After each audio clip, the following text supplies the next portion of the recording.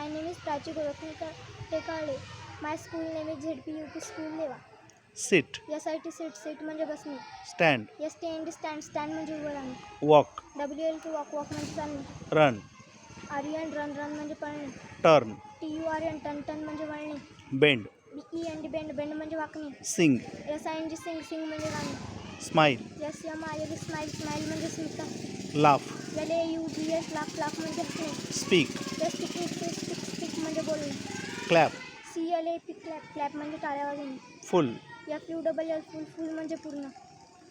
look, LOOK look look म्हणजे पाहणे.